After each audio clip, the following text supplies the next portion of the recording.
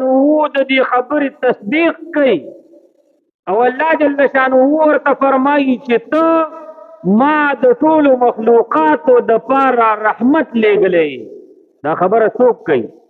دا څوک فرمایي؟ دا زما ستا الله جل شانه فرمایي.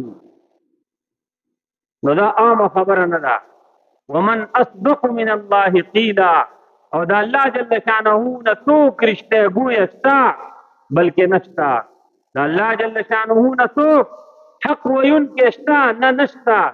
نو الله جل شانه دغه فرمایلی چې ته ما د ټولو مخلوقاتو دپاره رحمت را لېږلی. بلکې یو حدیث شریف دی، جبرائیل علیه السلام رسول الله صلی الله علیه وسلم ته تشریف راوړ، سلام کوي.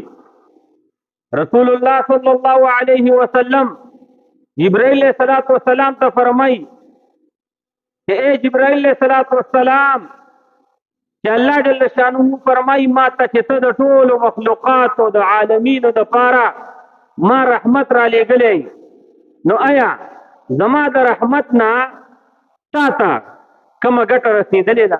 رسول الله صلی الله علیه وسلم جبرائیل علیه السلام ته فرمایي چې ته خو په مخلوقاتو کې راځې، ته خو په عالمینو کې شامل د دې نه بهر نه یې. اے مقربې فرښتې، اے وحي راوړونکي فرښتې، آیا زما د دې رحمت نه تا ته څه ګټه او فایده در رسېدلې وای؟ او را رسېدلې ده.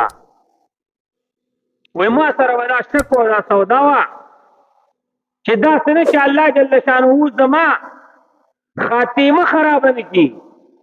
ما ته دا پته نه لګېدله چې زما خاتمه به څنګه وي. ما ته دا پته نه لګېدله.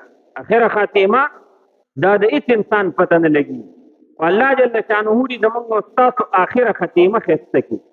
رسول الله صلی الله علیه وسلم فرمایي د چا چې آخري الفاظ په خوله باندې دا راغله لا اله الا الله دخل الجنه، جنت ته به داخل شي. په ده باندې اور حرام شو. دا سړی